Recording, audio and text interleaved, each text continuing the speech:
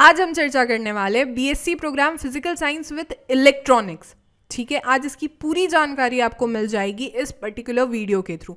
देखो, दिल्ली यूनिवर्सिटी से किसी भी सब्जेक्ट में बैचलर की डिग्री लेने के लिए आपको उससे पहले सीयूईटी के पेपर में अपीयर होना है। सीयूईटी का paper common university entrance test जैसे हर साल नेशनल टेस्टिंग एजेंसी कंडक्ट करती है। सीयूईटी के रिगार्डिंग आपको किसी भी तरीके का कोई डाउट है या दिल्ली यूनिवर्सिटी में हो रहे जितने भी अंडर ग्रेजुएट प्रोग्राम्स हैं उसमें कुछ डाउट है आपको, तो हमारे प्लेलिस्ट को एक्सेस कीजिए सीयूईटी यूजी ड्यू, जहाँ पे समय के साथ आपके डाउट्स क्लियर होंगे और समय के साथ जितने भी अपडेटेड इन्फॉर्मेशन है वो भी आपको मिलती रहेगी। या फिर आप मुझसे चर्चा कर सकते हो 1-on-1 मेरी इंस्टाग्राम आईडी पे @mission delhi university, या फिर आप मुझे मेल भी कर सकते हो du.delhibytes@gmail.com for performance booster courses www.delhibytes.in, और प्ले स्टोर से आप हमारा ऐप भी डाउनलोड कर सकते हो दिल्ली बाइट्स।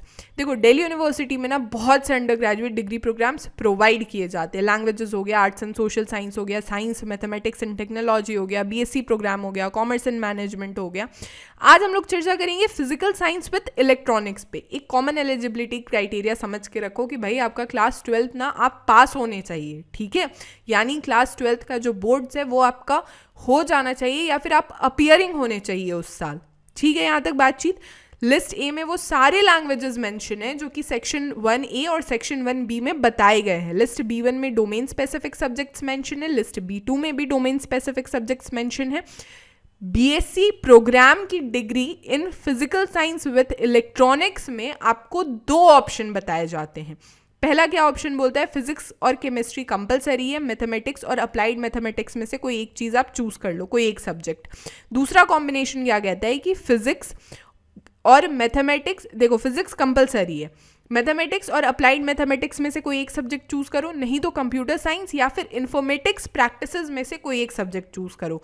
और इन 2 कॉम्बिनेशन में से कोई भी एक कॉम्बिनेशन आप चूज करो जिसके साथ लैंग्वेज का एक सब्जेक्ट आपको रखना ही होगा, जहां पे आपको मिनिमम 30% स्कोर करने ही करने हैं।